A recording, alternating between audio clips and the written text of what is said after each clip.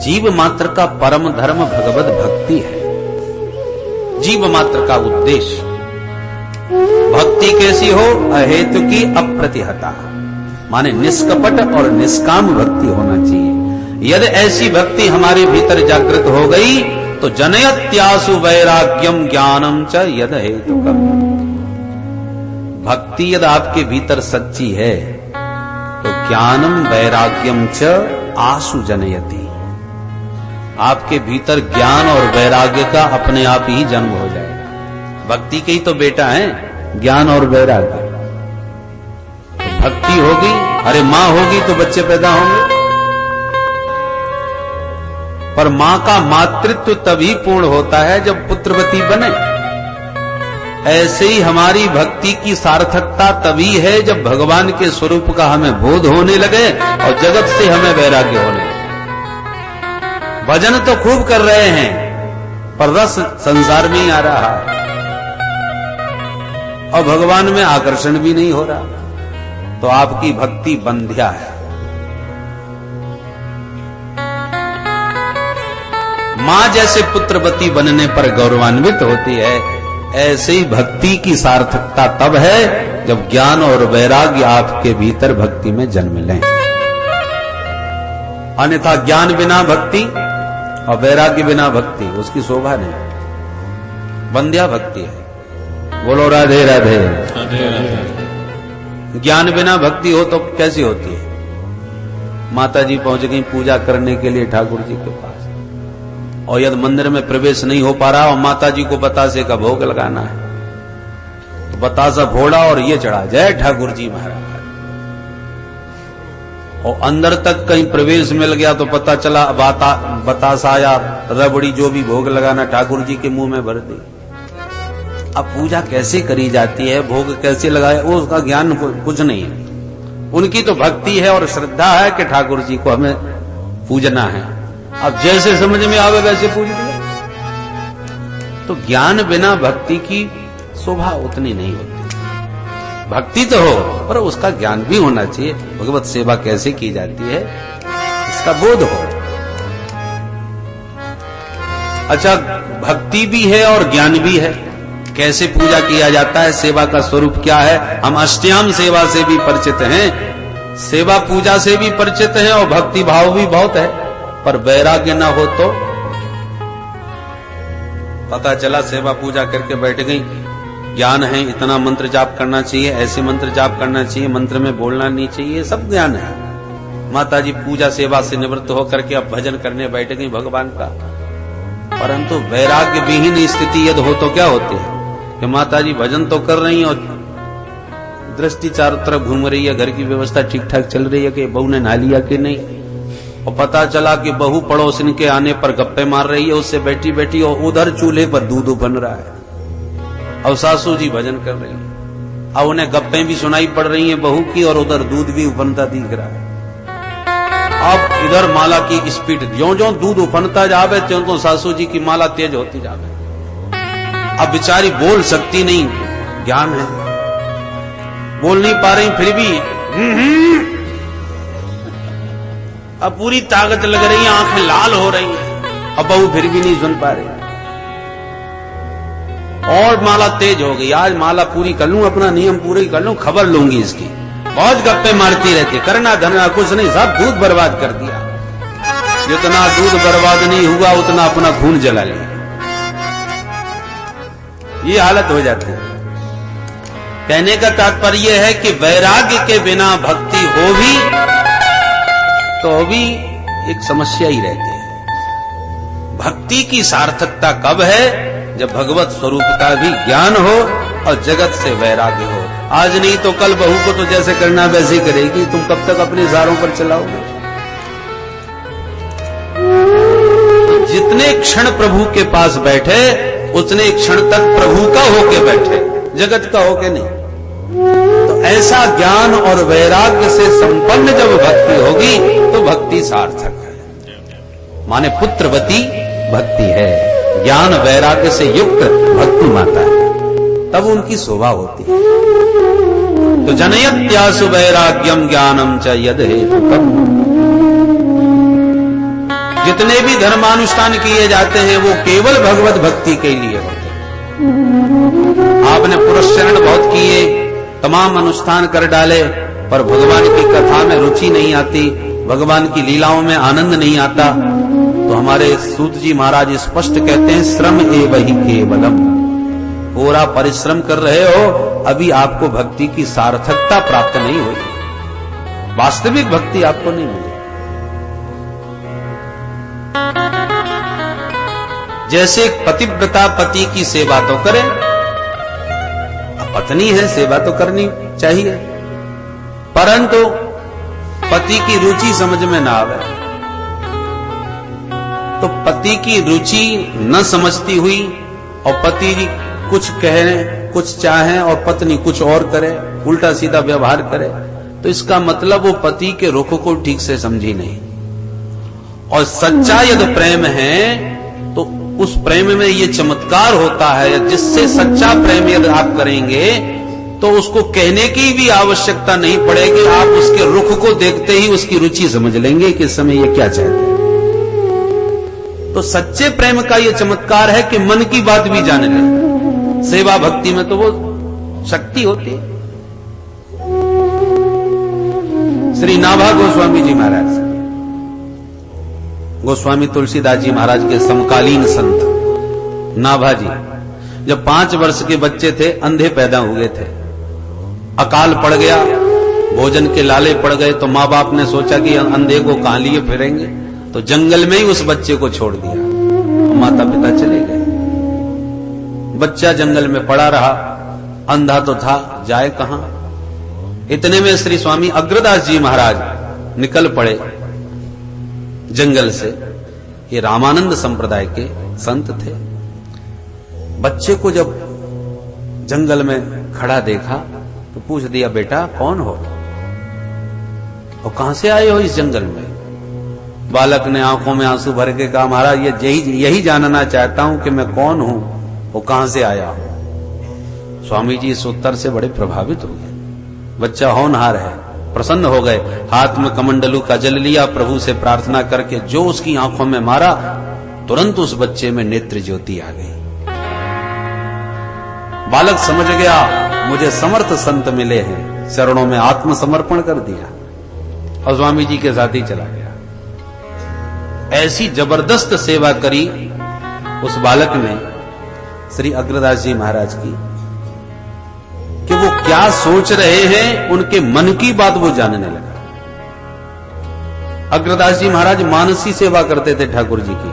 कमरे के अंदर आंख बंद करके बैठ गए और मानसी सेवा में ठाकुर जी के पास मन से पहुंच गए और मन से ठाकुर जी को नहला रहे हैं, धुला रहे हैं, खिला रहे हैं, पिला रहे हैं, सुला रहे हैं, सारी सेवा मन से, क्रियात्मक कुछ भी नहीं। पुराने जमाने में पंखे चलते नहीं थे, गर्मियों का समय था।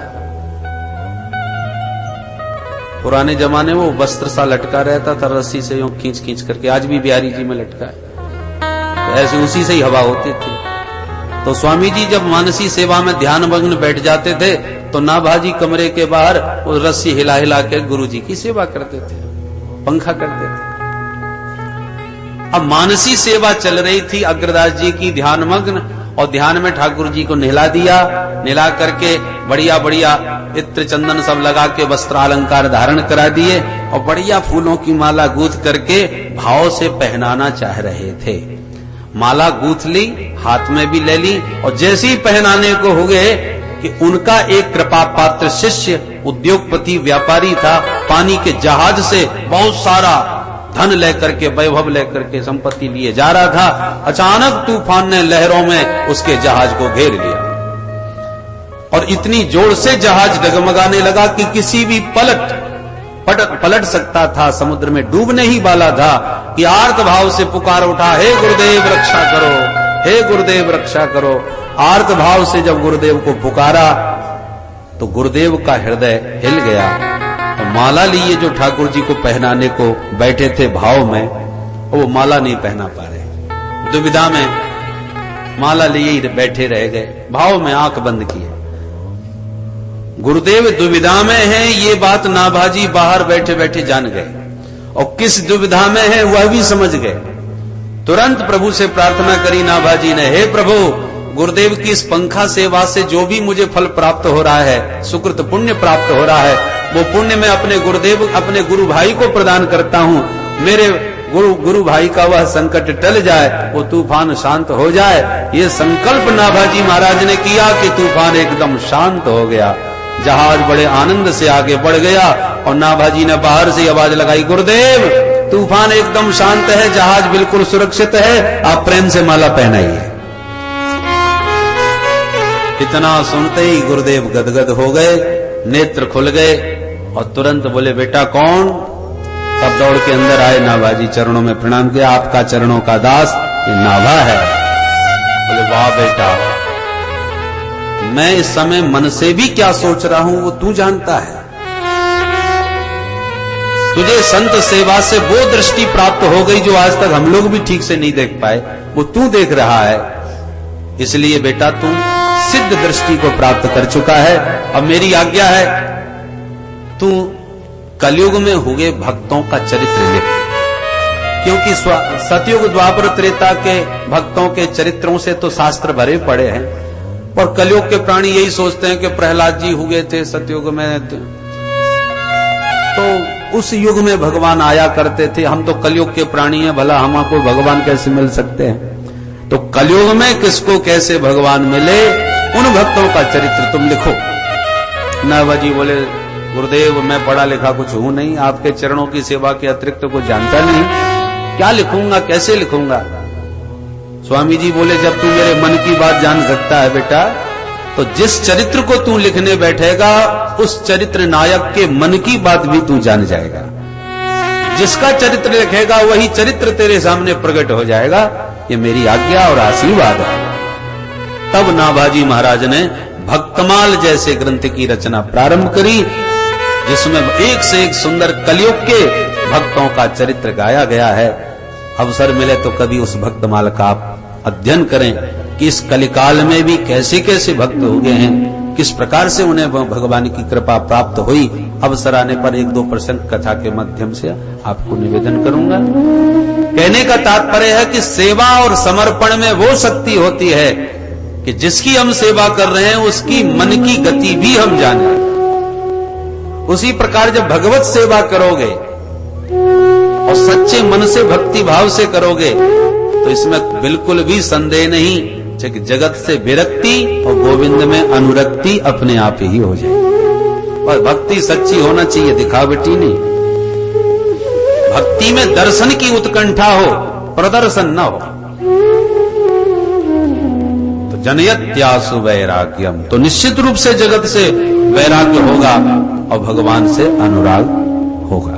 मेरे तो गिरधर गोपाल दूसरों न को। गिरधर गोपाल जब मेरा लगने लगे तो दूसरा अपने आप ही दूर हो जाएगा। ये भक्ति का चमत्कार है, भक्ति के पुत्र है, ज्ञान और वैराग्य।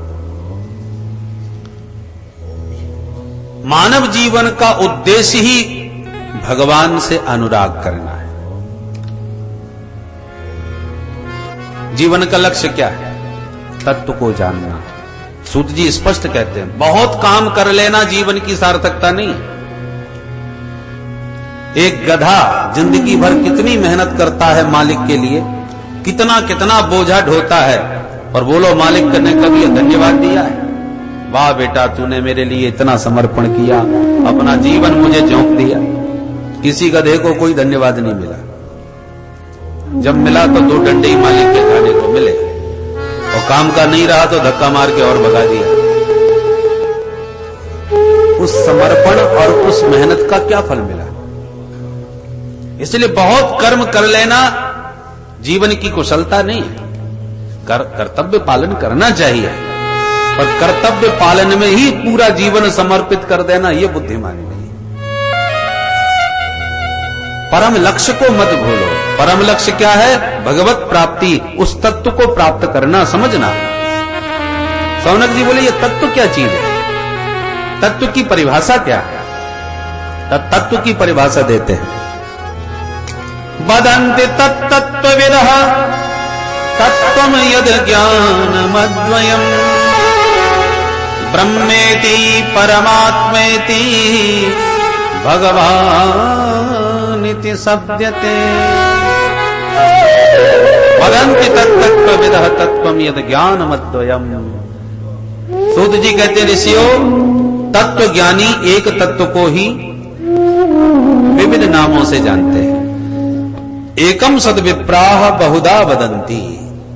तत्व एक ही है, पर ज्ञानियों से पूछा जाए तो ज्ञानी उस तत्व को कहेंगे कि ये ब्रह्म है। योगियों से पूछा जाए तो वो उसी तत्व को परमात्मा कहेंगे। भक्तों से पूछा जाए तो वो उसी तत्व को भगवान कहेंगे।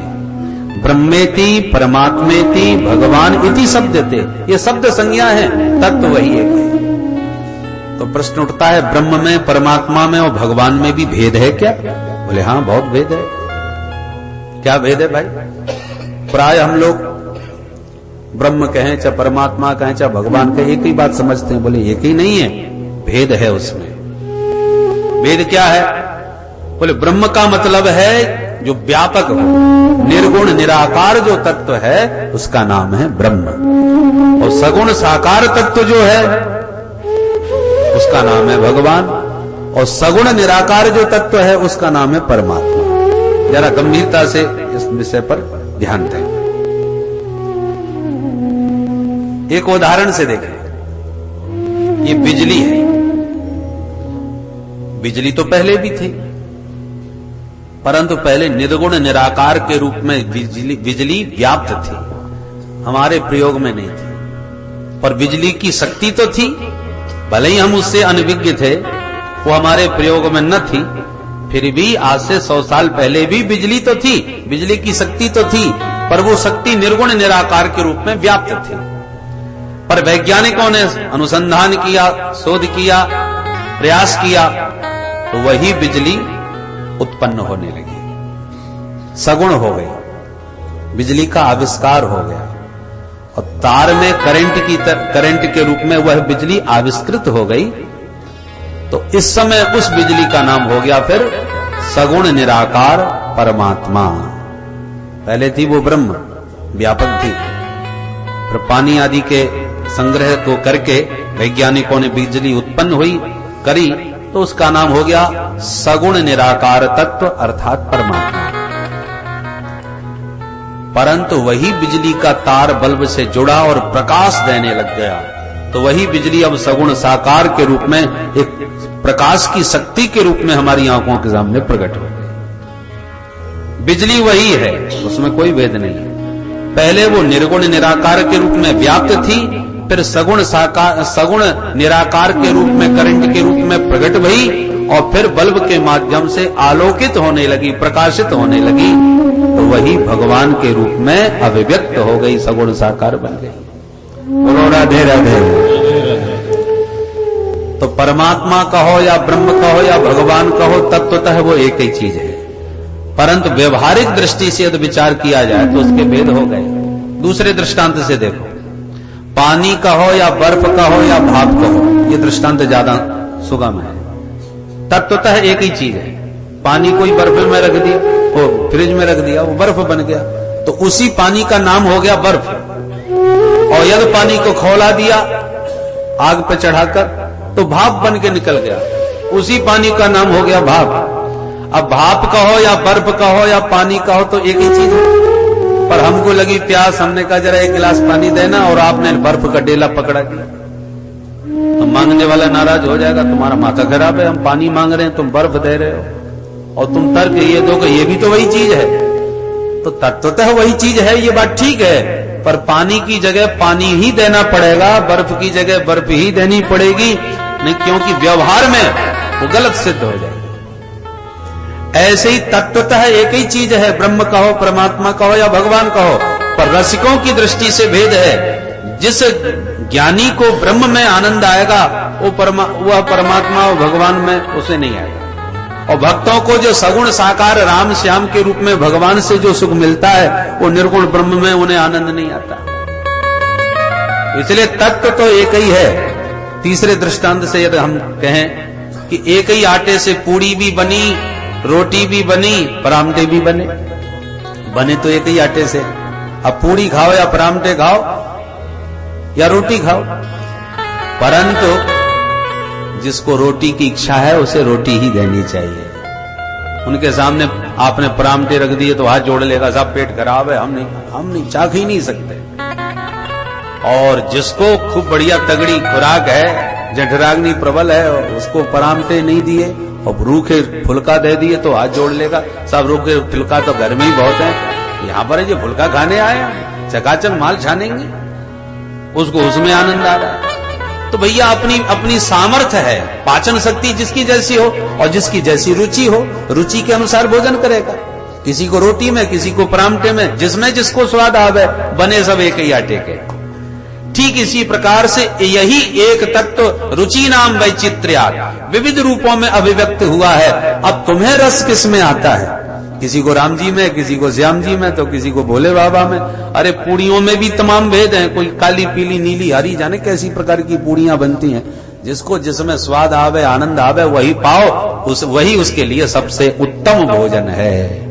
तो जो भोजन हितकर हो और रुचिकर हो वही उत्तम है। उसी प्रकार एकम सद विप्रा बहुधा वदंती, वही एक तत्व विविध रूपों में प्रकट हुआ है। इसलिए अनेक होते हुए भी वह एक है, एक होता हुआ भी वो अनेक है। इनमें कोई भेद नहीं है, पर स्वाद की दृष्टि से अवश्य भेद है, क्योंकि सबका स्वाद अलग अलग है। और जितने धर्म है उसमें तो एक ही है। अब तुम्हारा मन लगे या न लगे, तुम्हें लगाना ही पड़ेगा। पर हमारे सनातन धर्म में अनेक हैं, जिसको जिसमें रस मिले उसी का आनंद लो, उसी की उपासना करो।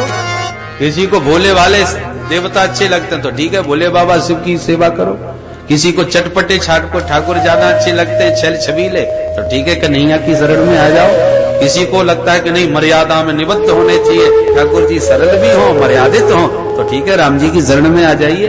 किसी न को देवी माँ के रूप में यदि भगवान होते तो उनकी गोद में हम बच्चों की तरह खेलते, तो ठीक है भगवान देवी शक्ति के रूप में भी विराजमान है, उनके पुत्र बन करके उनकी गोदी में खेलो।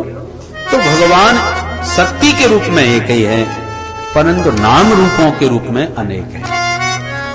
और उस तत्व को जाने बिना, समझे बिना जीव का जीवन सार्थक नहीं हो सकता। समझने से क्या होगा? बोले विद्यते हृदय ग्रंथि छिद्यन्ते सर्व संशया क्षीयन्ते चास्य कर्माणि दृष्ट एवात्मनीश्वरे। उस तत्व को जानते ही तुम्हारे अज्ञान की सारी ग्रंथियां खुल जाएंगी, बुद्धि के सारे संशय भ्रम समाप्त हो जाएंगे और समस्त कर्म बंधनों में से आप हमेशा के लिए विनिर्मुक्त हो जाएंगे। जब तक उस तत्व को नहीं जाना तब तक ये जन्म मरण का बंधन छूटने वाला कदापि नहीं है। और उस तत्व का ज्ञान आपको इसी मानव शरीर से ही हो सकता है, अन्य किसी शरीर में संभव भी नहीं है। इसलिए मानव जीवन की महिमा है। मोक्ष के मार्ग में जो ताला लगा हुआ है, वो ताला मानव जीवन की ताली से ही खुलता है और कोई ताली उसमें फिट नहीं बैठती। इसलिए मनुष्य शरीर बड़े भाग्यमान उस तन पावा। इसकी महिमा इसीलिए है कि मनुष्य शरीर मिल गया है, साधन धाम मोक्ष कर द्वारा। एक अंधा एक भवन में घुस गया, अब भटकता फिर रहा था, निकलूं बाहर कैसे निकलूं। एक ने कहा अरे दीवाल का सहारा लगा लेकर के चल पड़, दरवाजा अपने आप तेरे पास आ जाएगा।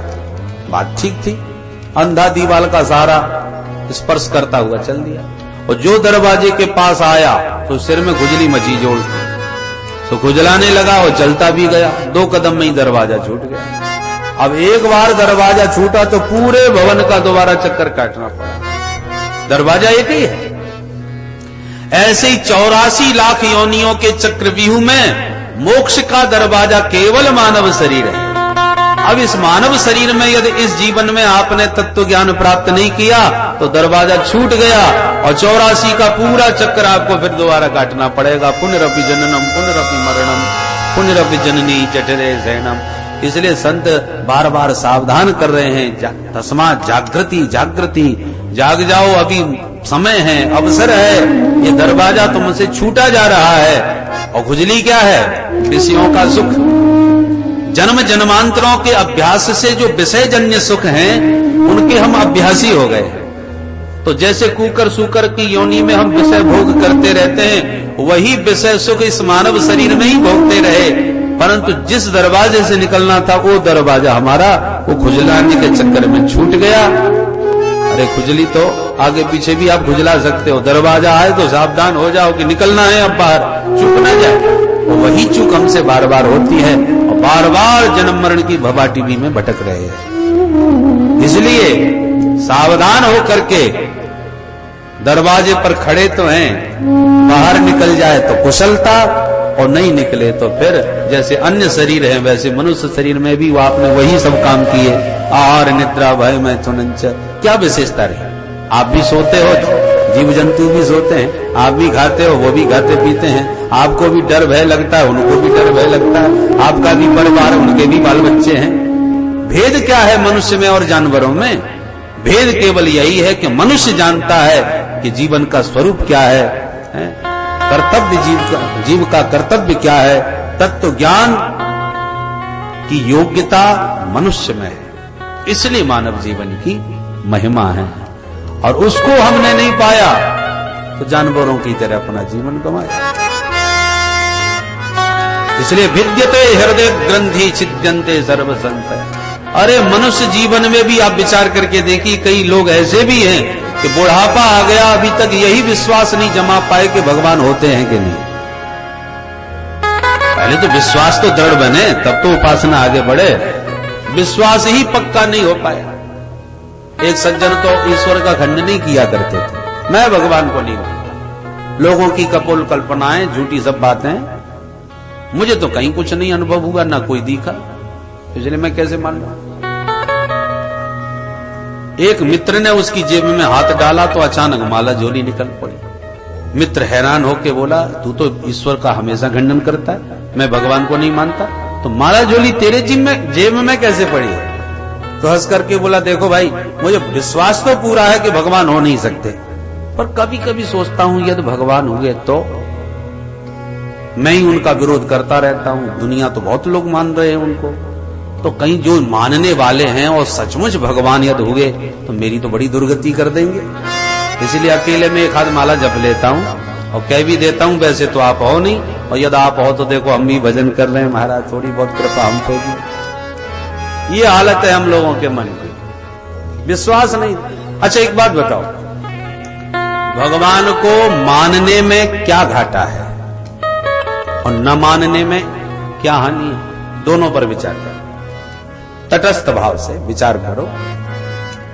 यदि भगवान हैं और हम नहीं मानते तो क्या परिणाम होगा, और मानो भगवान नहीं है और हम मान रहे हैं तो क्या नुकसान है? दोनों पर यदि विचार करके देखें। भगवान नहीं है और आप माने बैठे हो तो नुकसान कुछ भी नहीं होने वाला। झूठे भी यदि माने, एक कल्पना कर लो कि भगवान नहीं है और आप मान रहे हो तो बुरा काम तो कुछ नहीं होगा।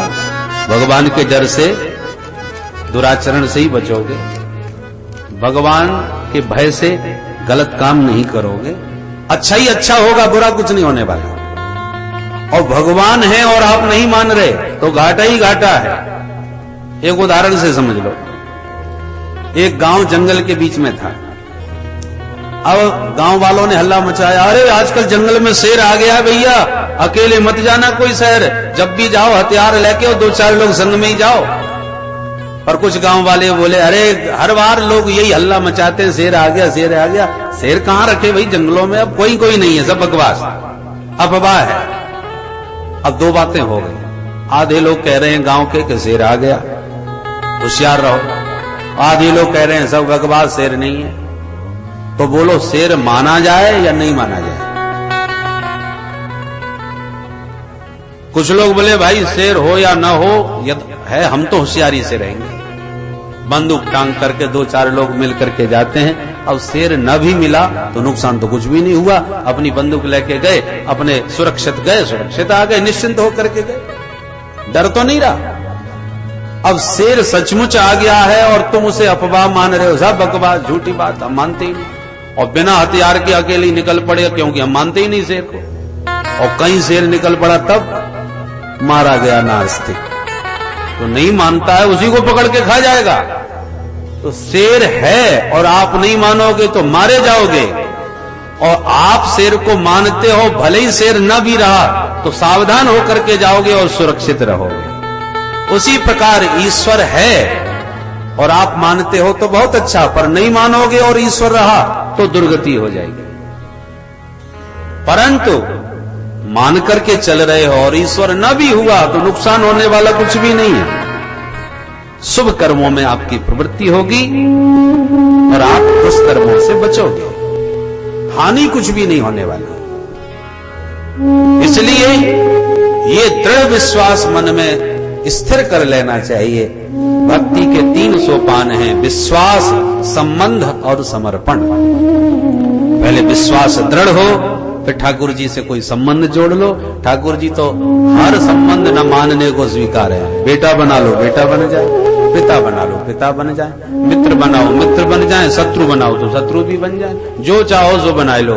तो हे मोहे नाते अनेक, मानिए जो भाव है। हर नाता भगवान निभाने को तैयार है। इसलिए उस तत्व को जाने बिना जीवन की सार्थकता संभव नहीं। और वही तत्व अपना विश्वास दिलाने के लिए विविध रूपों में अवतरित होता है। वे ही राम और श्याम बन के हमारे साथ खेलने और खाने भी आए। 7 वर्ष की उम्र में गोवर्धन उठाई दिए। ये सारी लीला करके भगवान दिखाना चाहते हैं कि मैं हूं। बोलो राधे राधे। देखो, और धर्मों में, किसी धर्म में किसी का दूत आता है, उनके खुदा कहो, परमात्मा का, अल्लाह करो, जो भी कहो। अन्य धर्मों में ईश्वर का पुत्र आता है या ईश्वर का दूत आता है। ईश्वर खुद नहीं आता, उनका भगवान स्वयं नहीं आएगा, या तो अपना बेटा भेजेगा या अपना सेवक भेजेगा। पर यह केवल सनातन धर्म का ईश्वर है जो स्वयं आता है, दूतों को भी भेजता है, अपने सेवकों को भी भेजता है। श्री रामानंदाचार्य जी महाराज, श्री शंकराचार्य जी महाराज, अन्य अन्य अपने आचार्यों के रूप में अपने सेवकों को भी भगवान भेजते हैं। और अवसर आने पर स्वयं भी प्रभु पधारते हैं। श्री राम और कृष्ण के रूप में वह परिपूर्ण परमात्मा भी प्रकट होता है। बाकी लोग अपने को खुदा को पुकारते ना, खुद आ। खुदा का मतलब खुद आ, आप स्वयं आइए, नौकर चाकर न भेजिए। पर वो खुद आता ही नहीं, वो भेजता ही रहता है। ये केवल हमारा परमात्मा है जो केवल आता ही नहीं, हमारे साथ खेलता भी है, हमारे साथ खाता भी है, हमारे हाथों से बन भी जाता है, हमारे आंखों के सामने रोने भी लग जाता है। तो एक और तो शेष महेश गणेश दिनेश सुरेश हो जाए निरंतर ध्यावें, इतना दुर्लभ है वो तत्व। परंतु दुर्लभ ही, जो वस्तु बहुत ज्यादा दुर्लभ बन जाए ना, व्यक्ति उसके प्रति उदासीन हो जाता है। अरे हमको मिलने वाली तो है नहीं, तो फायदा क्या कल्पना करने से। तो जो वस्तु मिलने वाली ना हो, व्यक्ति उससे उदास हो जाता है। छोड़ो, चक्कर में क्यों पड़ो जब मिल ही नहीं सकते। तो पर भगवान कहते हैं नहीं नहीं, हम साथ में आकाश के खुदा नहीं है, हम तो तुम्हारे पास आ भी सकते हैं, तुम्हारे साथ खेलेंगे भी, तुम्हारे साथ खाएंगे भी। इसलिए स्वयं अवतार लेते हैं। अवतार का अर्थ क्या है? अवतरणम, अपनी सत्ता से, अपनी भगवत्ता से जो नीचे उतर आवे, हमारे बीच में खेलने खाने लग जावे, उसका नाम है अवतार। जो भक्तों के बीच में आ जाए, अवतरणम। हम लोग कुएं में गिरे हुए हैं। संसार क्या है? भवकू। और परमात्मा संसार में उतरे हुए। एक सज्जन कुआं में गिर गए। अब गिरने के बाद रो रहे थे, भैया बचाओ बचाओ, निकालो मेरे को। चिल्ला रहा था। एक साथी ने सुन लिया, उसने तुरंत कमर में रस्सी बांध करके धीरे से नीचे उतर गया। तब तक और भी लोग इकट्ठे हो गए, भैया कुआं में गिर गया, कुआं में गिर गया। एक बोला एक नहीं गिरा, 2 गिर गए। 2 गिरे? बोले हाँ देखो 2 खड़े। एक समझदार बोला अरे गिरा तो एक ही है, दूसरा तो अभी अभी उतर के गया है। वो तो कह रहा था 2 गिरे, समझदार कह रहा था 1 गिरा है 1 उतरा है। तो गिरने में उतरने में कितना बड़ा अंतर हो गया। जो गिरेगा वो चोट खाएगा, घबराएगा, अकुलाएगा, निकलने के लिए आतुर हो जाएगा, व्याकुल हो जाएगा। और जो उतरा है उसे न कोई चोट है, न कोई भय है, न व्याकुलता है, क्योंकि अपनी मर्जी से उतर के गया है, अपनी मर्जी से जब चाहे चढ़ जाए। तो गिरने उतरने में बहुत अंतर है। तो संसार क्या है? भवकूप। हम लोग इसमें गिरे भये हैं, कर्मों के जाल में फंसकर गिर गए। अब गिरने के बाद हम निकलने के लिए छटपटा रहे हैं, हे प्रभु उद्धार करो, कल्याण करो, उबारो, तारो। हम लोग पुकार रहे हैं। और जब जीव बहुत ज्यादा आतुर होकर पुकारता है प्रभु को, तो भगवान फिर उतर के आ जाते हैं। उसी का नाम है अवतार। इसी कुएं में ठाकुर जी फिर अपनी इच्छा से उतर आते हैं, और उतर के आते हैं, जीवों को गले से लगाते हैं और सबका कल्याण करके अपने साथ में इस कुएं से बाहर भी ले जाते हैं। अयोध्यावासिनः पूर्वम यथा रामेण संगता। तो जैसे ठाकुर जी उतर के अपने भक्तों को, जीवों को उबार ले जाते हैं, जैसे वो कुएं में गिरे हुए को उसका साथी हाथ पकड़ के बाहर ले, ऐसे राम जी के प्राकट्य पर गोस्वामी जी महाराज बोले, यह चरित जे गावहि हरिपद पावहि तेन परय भवकूपा। यह चरित गावहि हरिपद पावहि तेन परय भवकूपा। यह चरित जे गावहि हरिपद पावहि तेन परय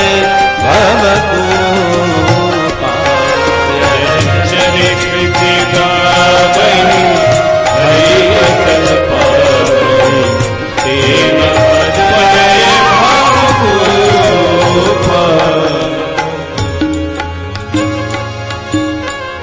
राम जी क्यों आए हैं? गोस्वामी जी कहते हैं वो इसलिए आए हैं कि सुंदर सुंदर लीला करेंगे। उन लीलाओं से फायदा क्या मिलेगा? मैं निवेदन कर रहा था, रावण को मारने राम जी नहीं आए, तो काहे के लिए आए? सुंदर सुंदर लीला करने आए हैं, ताकि उन चरित्रों का चिंतन करके, गान करके, वर्णन करके भक्तों का चित्त भगवान के चरित्रों में लगे, उनके चरणों में लगे। उससे फायदा क्या होगा? बोले जो उनके चरित्रों को गाएगा और सुनेगा, ते न परहि भवकूपा। फिर इस भवकूप में, इस कुएं में वो दोबारा नहीं गिरेगा। राम जी के पावन चरित्र उसके चित्त को अपनी ओर आकृष्ट करके इस कुएं से उन्हें उबार ले जाएंगे। ते न परहि भवकूपा। तो भवकूप में तो गिर गए हैं, आप चरित्रों का चिंतन करेंगे, राम जी के चरित्रों का ध्यान करेंगे, तो निश्चित इस कुएं से बाहर निकल जाएंगे, और ऐसे निकलेंगे कि दोबारा कभी गिरने का अवसर ही ना आवे। ते न परहि, वे दोबारा नहीं पड़ते वो गिर इस कुएं में। तो इस प्रकार से उसी एक तत्व के विविध रूपों में अवतार होते हैं। उनमें 24 अवतार प्रमुख रूप से श्री सूत जी महाराज ने गिनाए। भगवान के कलावतार, आवेशावतार, अवतार के कई भेद हैं, पर परिपूर्ण अवतार केवल श्री राम और श्याम का है। एते चांस कला पुंसः कृष्णस्तु भगवान स्वयं। सौनक जी बोले, महाराज एक बात और बताइए कि जो भागवत आप हमें वर्णन करके सुना रहे हो, इसकी रचना किसने करी? सूत जी बोले, द्वापर के अंत में श्री वेद व्यास जी महाराज हो गए, और व्यास जी महाराज ने जीवों की, कलयुग की, प्राणियों की दुर्गति जब देखी तो द्रवीभूत हो गए। ऐसे जीवों का कैसे कल्याण हो? संत त्रिकालज्ञ होते हैं, क्या होगा, क्या हो रहा है, क्या हो चुका, तीनों को प्रत्यक्ष देखते हैं। तो कलयुग के अति मंद प्राणियों का कल्याण करने के लिए व्यास जी महाराज ने एक वेद के पहले 4 विभाग कर दिए, ऋग, यजु, साम, अथर्व। फिर भी आत्म संतोष नहीं हुआ। पंचम वेद महाभारत की रचना करी, फिर भी संतुष्टि नहीं हुई। तब पुराणों की रचना करी, 17 पुराण लिख दिए, इतने पर भी शांति नहीं मिली। तब नारद जी महाराज प्रकट भये और बोले, व्यास जी महाराज, पराशर नंदन, पाराशर्य महाभाग भवतः कच्चिदात्मना परितुष्यति शारीर आत्मा मानस एव वा। हे पराशर नंदन व्यास जी महाराज, आपका चित्त हमें अशांत दिखाई पड़ रहा है। उसका कारण बताऊं? बोले बताओ महाराज। बोले आपने ग्रंथ तो बहुत लिखे हैं पर आपने अपनी योग्यता उसमें ज्यादा दिखाई है। अरे जब तक गोविंद के गुणानुवाद नहीं गाओगे व्यास जी तब तक आपको शांति मिलने वाली नहीं है। मैं पूर्व में दासी पुत्र था, मुझ नारद को देखो, परंतु संतों के सत्संग से ऐसा संस्कार मेरा जगा कि मैं गोविंद के चरणों का दीवाना हो गया। उन्हीं का भजन करते करते शरीर छूटा तो ब्रह्मा का बेटा बन के इस जन्म में पैदा हुआ हूं। और गोविंद के गुणानुवाद जब गाने प्रारंभ कर दिए तो आज ये नारद जगत पूज्य हो गया। संसार में अव्याहत गति, देवता हो, मानव हो, दानव हो, राक्षस हो, सब जगह मेरी पूजा होती है। यह है प्रभु के नाम का प्रताप। इसलिए व्यास जी आप ही गोविंद के गुण गाओ तब शांति मिलेगी। नारद जी तो कह के चल दिए। व्यास जी ने तुरंत सरस्वती में स्नान करा और अपनी व्यास गुफा में बैठ के भगवान का ध्यान किया। ध्यान करते ही भागवत की भागीरथी प्रवाहित होने लगे। गा उठे गोविंद के गुणानुवाद। व्यास जी गाने लगे और गणेश जी महाराज लिखने लगे और देखते देखते 18,000 श्लोकों का ये पावन ग्रंथ प्रकट हो गया। बोल भागवत भगवान की जय। अब भागवत जैसे ग्रंथ का दर्शन करके व्यास जी बड़े आनंदित विचार करने लगे, ये किसे सुनाना चाहिए, किसे सुनाऊं, किसे पढ़ाऊं। याद आ गया अपना बेटा सुखदेव, पर वो तो न जाने जंगल में कहां बैठा होगा, कहां ढूंढने जाऊं उसे। तो व्यास जी ने अपने कुछ शिष्यों को भागवत के जगह जगह के श्लोक रटा दिए, 2-4। चेला जंगलों में उन श्लोकों को गुनगुनाते घूमने लगे। अब जहां सुखदेव जी समाधिस्थ बैठे थे वहीं से गुनगुनाता हुआ एक चेला निकल पड़ा और वो श्लोक सुखदेव जी के कान में पड़ गया जो गा रहा था चेला। कौन सा श्लोक? बरहा पीडम नटवरवपु कर्णयो कर्णिकारं बिभ्रदवासः कनककपिशं वैजयन्तीं च माला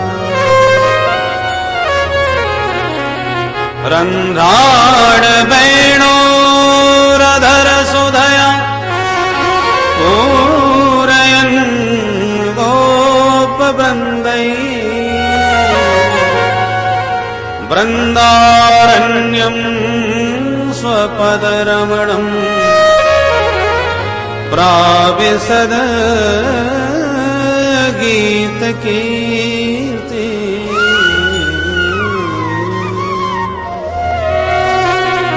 मोर के पंख का मुकुट धारण किए माधव गैया चराते, बैजंती माला को लहराते, पीतांबर फहराते, बंसी बजाते, शाम के वक्त ग्वालों से घिरे हुए गोपाल अपने वृंदारण्य में प्रवेश पा रहे हैं। जो इस गोपाल की झांकी इस श्लोक के माध्यम से सुखदेव जी ने कानों से सुनी तो मोर मुकुट बंसी वाला श्रवण रंध्र से हृदय में आकर के खड़ा हो गया। अब सुखदेव जी तो निर्गुण ब्रह्म का ध्यान लगाए रहे थे और गोविंद की मनोहारिणी छवि जब हृदय में उतर गई इस श्लोक के द्वारा तो दीवाने हो गए, उठ के खड़े हो गए। ऐसे मोर पंख वाले का तो दर्शन करूंगा, अवश्य मिलूंगा। चित्त छटपटा उठा मिलने को। फिर ध्यान में आया सुंदर बहुत है पर स्वभाव का न जाने कैसा होगा। हम पागलों की तरह दीवाने बने उसके पीछे भागते फिरे और वो हमें पीछे मुड़ के ही ना देखे, हमसे बात ही ना करे, वो हमें पूछे ही नहीं। तो ऐसे के पीछे भागने से क्या फायदा जो हमसे बात ही नहीं करना चाहता। स्वभाव का यदि कठोर हुआ तो हमारे किस मतलब का। ऐसे के पीछे नहीं जाना चाहिए। हाँ सुंदर तो है पर स्वभाव का तो पता नहीं ना कैसा होगा। तो पुनः अपने चंचल चित्त को सावधान किया। तो दुनिया के चक्कर में न पड़ो, ब्रह्म का चिंतन करो। मन को समझाने लगे। तब तक उस चेला ने दूसरा श्लोक सुना दिया। दूसरे में भगवान के स्वभाव का वर्णन। अहो बकीयं स्तनकालकूटं जिघांसया पायय यदप्यसात्मी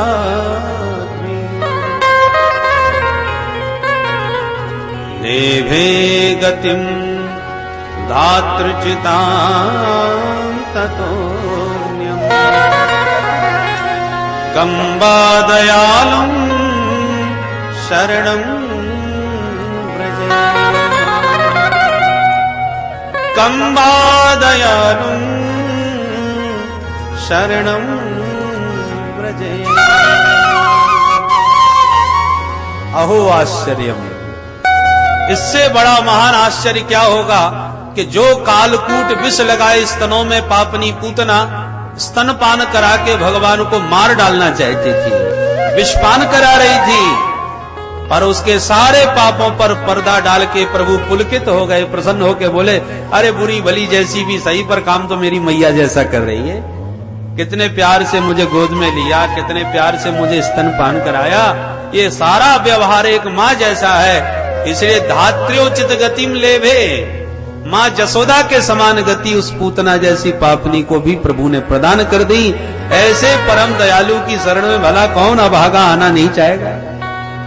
जो पूतना में दोष नहीं देख सके वो भला भक्तों का दोष देखेंगे। जन अब गुण प्रभु मानन का, जन अब गुण प्रभु मानन का, जन अब गुण प्रभु मानन का, जन अब गुण प्रभु मानन का, दीन बंधु अति मृदुल सुभाव, दीन बंधु अति मृदुल स्वभाव, दीन बंधु अति मृदुल सुभाव, दीन बंधु मृदुल स्वभाव, अति मृदुल सुभाव, अति मृदुल स्वभाव, अति मृदुल सुभाव, अति मृदुल स्वभाव। दीवाने हो गए सुखदेव जी। वाह, इतना सुंदर होने के साथ साथ इतना दयालु, इतना कृपालु, अब नहीं चूकना चाहिए। हरेर गुणाक्षिप्त मति भगवान बादरायणी। उठ के खड़े हो गए और भागे भागे आए, भैया बड़े प्यारे श्लोक सुनाए, जरा दो चार और गुनगुना दो। चेला बोला, हमारे गुरुजी ने 2 ही सिखाए थे, और सुनना चाहो तो चलो गुरुजी के पास। 18,000 श्लोकों का एक बड़ा सुंदर ग्रंथ बनाया है, उसमें ऐसे ही सब सुंदर सुंदर श्लोक हैं। सोई दीवाने सुखदेव जी उस चेला के बहाने दौड़े दौड़े चले आए और व्यास जी के चरणों में साष्टांग प्रणाम किया, उठा करके पुत्र को हृदय से लगा लिया और बोले, बेटा ये ग्रंथ तुम जैसे परमहंसों के लिए ही मैंने तैयार किया है, बैठो। और मन में पुलकित हैं व्यास जी, जो पैदा होते ही भाग गया था, मेरे गोविंद के चरित्रों का चमत्कार है जो चुंबक की तरह उसे खींच लाया। प्रभु का चरित्र सुखदेव जी को खींच कर पुनः व्यास जी के पास ले आया। अध्यगान महदाख्यानम, तब अपने प्रिय पुत्र को व्यास जी महाराज ने सांगोपांग संपूर्ण भागवत संहिता का श्रवण कराया।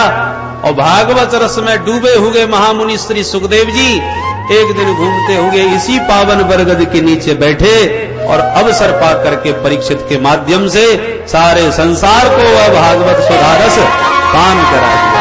बोलो भागवत भगवान की जय, सुखदेव जी महाराज की जय। तो सुखदेव महाप्रभु ने परीक्षित को कथा क्यों सुनाई, इसका कारण द्वितीय सत्र में सुनाएंगे। ठीक 2:30 बजे पुनः आप पधारिए। आइए मिलकर के गोविंद नाम स्मरण करते हुए वाणी को गिरा। जय सिया राम, जय जय सिया राम, जय सिया राम, जय जय सिया राम, जय सिया राम, जय जय सिया राम, जय सिया राम, जय जय सिया राम, जय सिया राम, जय जय सिया राम, जय सिया राम, जय जय सिया राम, जय सिया राम, जय जय सिया राम, जय सिया राम, जय जय सिया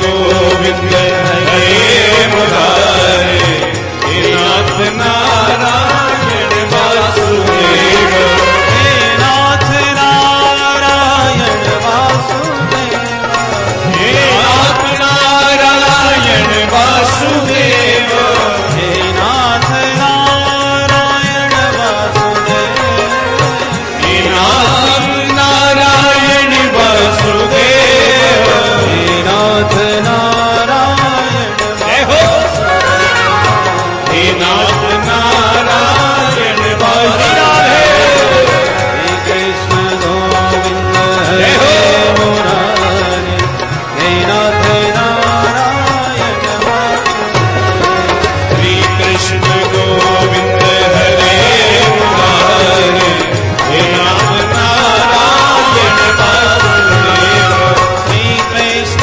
गोविंद हरे मुरारे, हे नाथ नारायण वासुदेव, श्री कृष्ण गोविंद हरे मुरारे, हे नाथ नारायण वासुदेव, श्री कृष्ण गोविंद हरे मुरारे, हे नाथ नारायण वासुदेव, श्री कृष्ण गोविंद हरे मुरारे, हे नाथ नारायण वासुदेव, हे नाथ नारायण वासुदेव, हे नाथ नारायण वासुदेव, हे नाथ नारायण वासुदेव, हे नाथ नारायण वासुदेव, हे नाथ नारायण वासुदेव,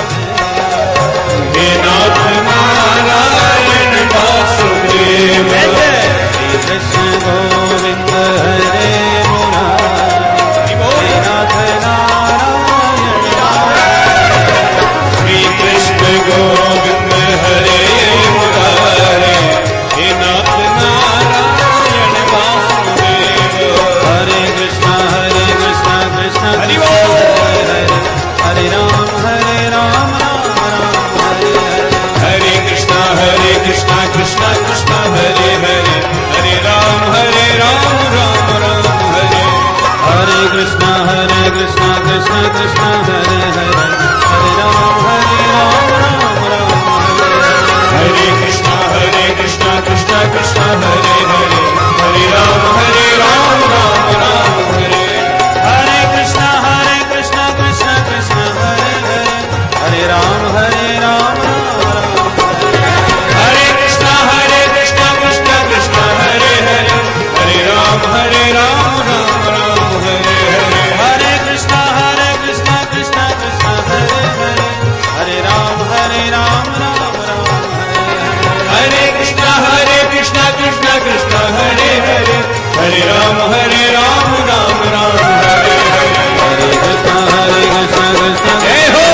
हरे राम राम हरे कृष्णा हरि बोल, हरे राम राम राम हरे हरे कृष्णा कृष्णा कृष्ण कृष्ण हरि, हरे राम राम हरे कृष्णा कृष्णा कृष्णा हरे हरे, हरे राम राम हरे हरे, गोविंद जय जय गोपाल जय जय राधा रमण हरि गोविंद जय जय। गोविंद जय जय गोपाल जय जय राधा रमण हरि गोविंद जय जय, गोविंद जय जय वीरा है, राधा रमण हरि गोविंद जय जय। गोविंद जय जय गोपाल जय जय राधा रमण हरि गोविंद जय जय, राधा रमण हरि गोविंद जय जय। राधा रमण हरि गोविंद जय जय, राधा रमण हरि गोविंद जय जय। राधा रमण हरि गोविंद जय जय, बोल राधा कृष्ण भगवान की जय। श्रीमद् भागवत महा